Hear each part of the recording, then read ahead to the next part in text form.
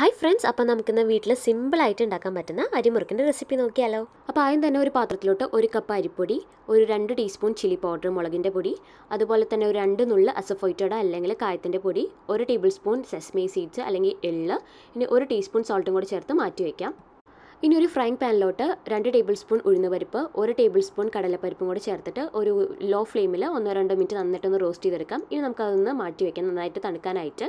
അപ്പോൾ നന്നായിട്ട് തണുത്തതിന് ശേഷം നമുക്ക് മിക്സിയുടെ ജാറിലിട്ട് നന്നായിട്ടൊന്ന് പൊടിച്ചെടുക്കണം. അതിനുശേഷം ഒരു അരിപ്പ് വെച്ചിട്ട് ആ ഒരു പൊടി മുഴുവൻ നമുക്ക് നേരത്തെ ഉണ്ടാക്കി വെച്ച മിക്സിലോട്ട് നന്നായിട്ടൊന്ന് അരിച്ചെടുത്ത് മാറ്റി വയ്ക്കാം. എന്നിട്ട് നന്നായിട്ടൊന്ന് മിക്സ് ചെയ്ത് കൊടുക്കാം. അപ്പോൾ ഇതിന് ശേഷം നമുക്ക് അതിലോട്ട് ഒരു 2 ടേബിൾ സ്പൂൺ മെൽറ്റഡ് ബട്ടറും കൂടി ചേർത്തിട്ട് കൈ കൊണ്ട് നന്നായിട്ടൊന്ന് കുഴച്ചെടുത്ത് വെക്കാം. അതിനുശേഷം നമുക്ക് അതിലോട്ട് ആവശ്യത്തിന് വെള്ളം ചേർത്തിട്ട് വീണ്ടും നന്നായിട്ടൊന്ന് കുഴയ്ക്കാം. എന്നിട്ട് നല്ല സോഫ്റ്റ് ആയിട്ടുള്ള മാവായിട്ട് എടുക്കണം. അപ്പോൾ ഇനി നമുക്ക് നമ്മൾ ഇടിയപ്പൊക്കെ ഉണ്ടാക്കുന്ന ആ ഒരു മെഷീനിലോട്ട് ഈ ഒരു സ്റ്റാറിൻ്റെ അച്ചിട്ട് കൊടുത്തതിന് ശേഷം അതിലോട്ട് മാവ് നിറച്ചിട്ട് നമുക്ക് ഈ ഒരു പ്ലേറ്റിലോട്ട് ഇതിങ്ങനെ പതുക്കെ വട്ടത്തിൽ നമുക്ക് നമ്മുടെ മുറുക്കിൻ്റെ ഷേപ്പ് ആക്കിയെടുക്കാം. അതിനുശേഷം നമുക്ക് എണ്ണയിലിട്ട് നന്നായിട്ടൊന്ന് ഫ്രൈ ചെയ്തെടുക്കണം.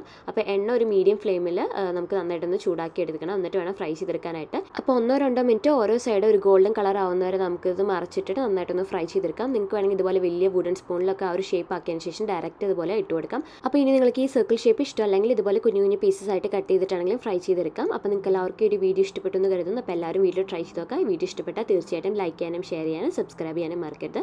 ഇനി നല്ല വീഡിയോസ് ആയിട്ട് നമുക്ക് വീണ്ടും കാണാം. അതുവരെയ്ക്കും എല്ലാവർക്കും ബൈ.